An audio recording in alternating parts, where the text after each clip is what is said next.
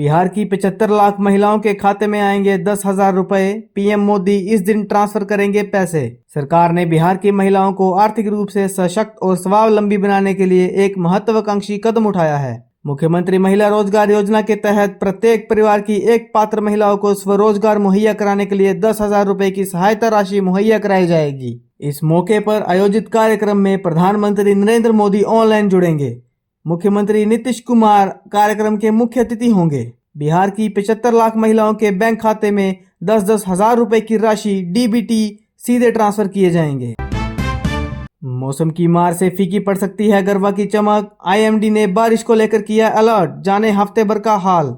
नवरात्रि के समय गुजरात में गरबा की धूम रहती है। हालांकि इस बार मौसम की मार गरबा पर भी देखने को मिलेगी। भारतीय मौसम विभाग ने राज्य के कई इलाकों में 29 सितंबर तक बारिश का पूर्वानुमान व्यक्त किया है। मौसम विभाग ने राज्य के कई हिस्सों में बारिश को देखते हुए येलो अलर्ट जारी कर दिया है। ऐसे में गरबा की धूम के बीच बारिश खलल डाल सकती है। नवरात्रि के दौरान पूरे सप्ताह गुजरात के अलग अलग हिस्से के माध्यम से भारी बारिश देखने को मिलेगी। इस दौरान कई इलाकों में तेज हवाएं भी चल सकती हैं। मौसम विभाग ने लोगों से सतर्क रहने की अपील भी की है। ट्रेन से सफर करने वालों की टेंशन खत्म। नवरात्र में रेलवे देगा व्रत वाला खाना। मेन्यू में ये आइटम शामिल। नवरात्र के दौरान उपवास रखकर ट्रेनों में सफर कर रहे यात्रियों की सुविधा के लिए Indian railway catering and tourism corporation ने फलाहारी मेन्यू की शुरुआत की है। रेलवे ने यात्रियों के लिए सात्विक भोजन और फलाहारी भोजन की सुविधा कर दी है। सात्विक आहार के मेन्यू में साबूदाने से लेकर सेंधा नमक जैसी चीजें शामिल की हैं। जीरा आलू, आलू की टिक्की, साबूदाना की खिचड़ी, साबूदाना बड़ा, मलाई बर्फी, लस्सी, सूखे मखाने, व्रत में खाई जाने वाली सब्जियां, मूंगफली, नमकीन और सादा दही को शामिल किया गया है। जीएसटी 2.0 के बाद वो 5 सेक्टर जिनमें डील करने पर एक आम आदमी की मौज ही मौज है। जीएसटी काउंसिलिंग की 56वीं बैठक में ऐलान किए गए सुधारों के तहत 22 सितंबर 2025 से टैक्स स्लैब में बदलाव कर दिया जाएगा।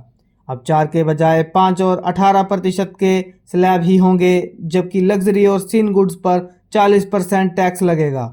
ये बदलाव आम आदमी को राहत देने का काम कर रहे हैं। दैनिक जरूरतों और स्वास्थ्य और परिवहन जैसे क्षेत्रों में देखने को मिला है। इस रिपोर्ट में हम जानते हैं वे 5 प्रमुख क्षेत्रों जिनमें आम आदमी को लाभ मिलेगा। यदि वह जीएसटी 2.0 के तहत डीलिंग करते हैं तो उनकी मौज होने वाली है। ये जानकारी पीआईबी की आधिकारिक प्रेस रिलीज और जीएसटी काउंसिलिंग के दस्तावेजों पर आधारित है, जो पत्रकारों के लिए विश्वसनीय स्रोत है। शाहरुख खान को मिला पहला नेशनल अवार्ड तो खुशी से गदगद हुई गौरी खान। कहा यह आपकी सालों की मेहनत का नतीजा है। बॉलीवुड सुपरस्टार शाहरुख खान को आज नेशनल फिल्म अवार्ड से नवाजा गया। उन्हें 2023 की फिल्म जवान के लिए बेस्ट एक्टर का नेशनल अवार्ड मिला। सुपरस्टार के 33 सालों की फिल्मी करियर में यह उनका पहला नेशनल अवार्ड है। ऐसे में शाहरुख खान 7वें आसमान पर ही हैं। वहीं उनकी वाइफ गौरी खान की भी खुशी से फूले नहीं समा रही हैं। शाहरुख खान के पहला नेशनल अवार्ड जीतने पर गौरी खान ने अपनी खुशी जाहिर की है। गौरी खान ने शाहरुख खान को विश करते हुए सोशल मीडिया पर एक पोस्ट किया है। इसके साथ ही उन्होंने खुलासा किया कि वो नेशनल अवार्ड को रखने के लिए स्पेशल मेंटल डिजाइन कर रहे हैं। नवरात्र पर महिलाओं के लिए मोदी सरकार का बड़ा तोहफा, 25 लाख फ्री एलपीजी कनेक्शन का ऐलान। जाने किसे मिलेगा फायदा। त्योहारों पर अक्सर लोग सरकार से किसी न किसी राहत की उम्मीद करते हैं। इस बार त्योहारों के सीजन में लोगों को डबल बेनिफिट मिलने जा रहा है। 22 सितंबर से लागू हुए जीएसटी 2.0 से किचन से लेकर रोजमर्रा की कई जरूरतें सस्ती हो गई हैं। अब इसके साथ ही नवरात्र के मौके पर महिलाओं के लिए मोदी सरकार ने एक और बड़ा तोहफा दिया है। केंद्र सरकार ने प्रधानमंत्री उज्ज्वला योजना के तहत 25 लाख नए मुफ्त एलपीजी कनेक्शन देने का ऐलान किया है। इसका फायदा गरीब घरों की उन महिलाओं को मिलेगा जिनके पास अब तक गैस कनेक्शन नहीं है। तब तक ये बच्चे थोड़े बड़े हो जाएंगे। संडे नहीं, अगले साल होगा भारत का पाकिस्तान से मुकाबला। हरभजन सिंह ने लिए मजे। क्रिकेट फैंस उम्मीद जता रहे थे कि भारत और पाकिस्तान के बीच एशिया कप का 2025 का फाइनल 28 सितंबर को हो सकता है, लेकिन सुपर 4 में भारत ने जिस तरह पाकिस्तान दिग्गज स्पिनर हरभजन सिंह ने भारत की पाकिस्तान पर 6 विकेट से मिली जीत पर कहा, अब संडे नहीं बल्कि अगले साल दोनों मुल्कों में आमना सामना होगा। वैश्विक बाजार से जुड़ी जोखिमों के कारण सोना चांदी रिकॉर्ड हाई पर। जाने आज का भाव। सोने चांदी की कीमतों में उछाल का सिलसिला लगातार जारी है। राजधानी दिल्ली में सोने की कीमत 2700 रुपए की तेजी के साथ 1,18,900 रुपए प्रति 10 ग्राम के नए शिखर पर पहुंच गई है।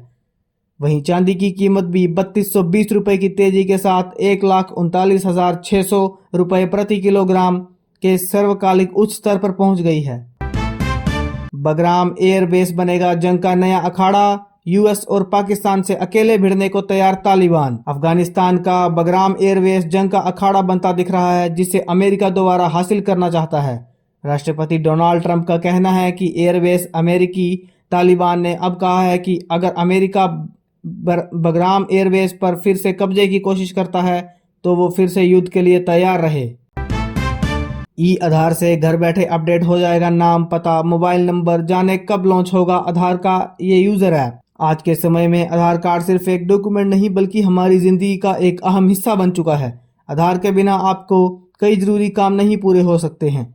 इतना ही नहीं, अगर आपके पास आधार नहीं है तो आप किसी सरकारी योजना का लाभ भी नहीं उठा सकते हैं। आधार की जरूरत, इसके महत्व को देखते हुए सरकार एक नया मोबाइल ऐप लॉन्च करने जा रही है। इस ऐप के नाम ई आधार होगा, जो आधार में बदलाव या सुधार कराने के लिए काफी मददगार साबित होगा। चीन का के वीजा क्या है और भारतीयों के लिए H-1B वीजा की जगह ले सकेगा। अमेरिका की ओर से H-1B वीजा की फीस बढ़ाकर $1,00,000 यानी लगभग 88 लाख रुपए करने के साथ ही चीन का के वीजा फिर चर्चा में आ गया है। अमेरिका H-1B वीजा की शुरुआत साल 1990 में हुई थी। ज्यादातर ये वीजा साइंस, इंजीनियरिंग, टेक्नोलॉजी और मैथमेटिक्स से जुड़े कुशल कर्मचारियों को दिया जाता है। सबसे ज्यादा H-1B वीजा भारतीयों को मिल रहे हैं।